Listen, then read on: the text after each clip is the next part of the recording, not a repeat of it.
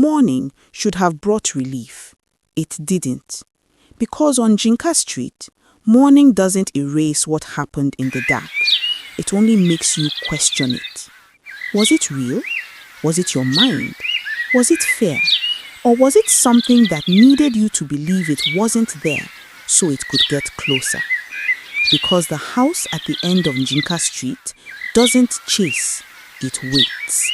And once it starts speaking to you, it doesn't stop. Nadine didn't remember sleeping. Not properly, only fragments.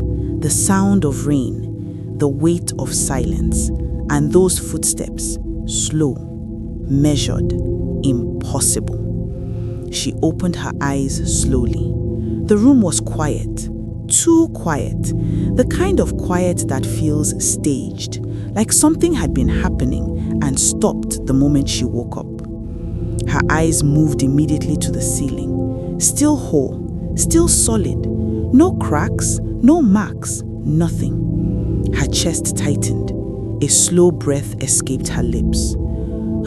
It wasn't real. But even as she said it, her body disagreed, because her body still remembered the fear.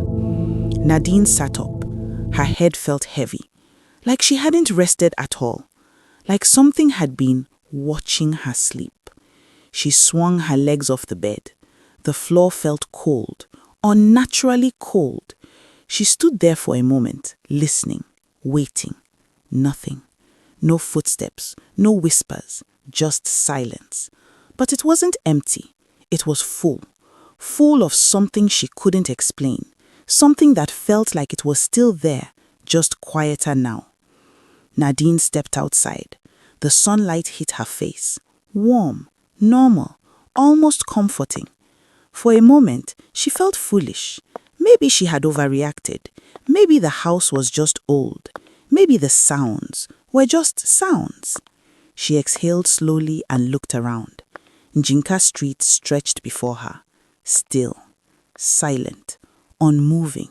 No children, no voices, no distant music, nothing. She frowned. This is not normal. She walked to the nearest house, knocked once, twice, 3 times. No answer. She tried the next house, and the next, and the next, each one the same, closed, sealed, unresponsive, like the entire street had agreed on something she didn't understand. Her breathing grew shallow. "Hello?" she called out louder. "Is anyone there?" Nothing, not even an echo. Then, a voice behind her. "You shouldn't call out like that." Nadine turned quickly. An old woman sat beneath a mango tree, still, unmoving, as if she had always been there, watching, waiting. Nadine walked toward her slowly. "You live here?" she asked. The woman didn't answer immediately. Her eyes stayed fixed on Nadine, sharp, knowing. "You moved into that house," she said finally. Nadine hesitated. Yes." A long silence followed. The woman exhaled softly. "You heard it." Not a question, a fact. Nadine's throat tightened. "I think so." The old woman leaned forward slightly. "No," she said quietly. "You did." Nadine swallowed. What is wrong with that place? The woman's gaze shifted, slowly, toward the house. "That house," she said, "does not like strangers." A chill crawled up Nadine's spine. What does that even mean? The old woman's voice dropped. "It means it keeps what it notices." Nadine forced a nervous laugh. "That doesn't make sense." The woman looked back at her. "It doesn't need to." "There was a girl," the old woman continued. Nadine's heartbeat quickened. "She lived there with her parents." "What happened to her?" Nadine asked. The woman's expression hardened. "She stopped being seen." Nadine frowned. "You mean she left?" The old woman shook her head slowly. "No, she remained." A long silence stretched between them. Nadine felt her chest tighten. What was her name? For the first time, The old woman hesitated.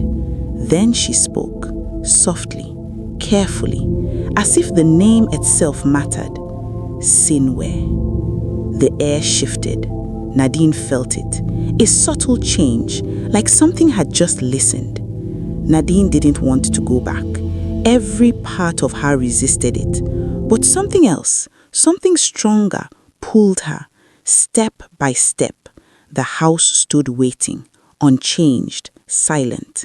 The gate creaked open, slowly, as if welcoming her. This time, she didn't hesitate. She stepped inside, and immediately, the air changed, colder, heavier, like walking into something that had been expecting her. She moved through the house slowly, her eyes scanning everything, every corner, every shadow. Then she saw it. The wardrobe, slightly out of place. It hadn't been like that before. She approached it carefully, placed her hand against it, pushed. It moved, revealing the wall behind it. And then she saw it.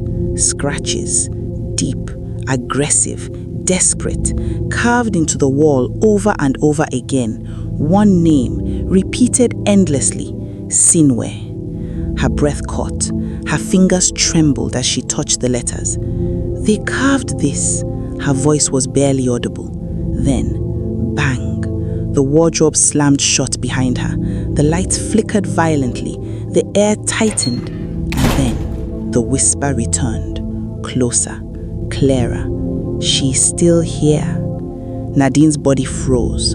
Her phone lit up suddenly. Same number. A message appeared. Find the room. Her heart pounded violently. What room? Then, knock. She turned slowly. The sound came from the wall. Knock. Again. Louder. More urgent. Knock. Knock. Her breathing became uneven. The wall. The wall was calling her. Nadine stepped closer, slowly, every instinct screaming at her to stop, but something deeper pushing her forward. She raised her hand and knocked once. Silence. Then the wall knocked back, harder, violent, alive. Nadine stumbled backward, her heart racing uncontrollably. The knocking grew louder, faster, desperate. Then, suddenly, it stopped, completely. Silence. And in that silence, a voice, right beside her ear. You're close. Nadine turned slowly. The corridor stretched behind her, dark, empty. But at the far end, a small figure stood, still, watching, not moving, not blinking. Then, a child's voice echoed softly through the house. You found my name. On Njinka Street, names are not written to be remembered.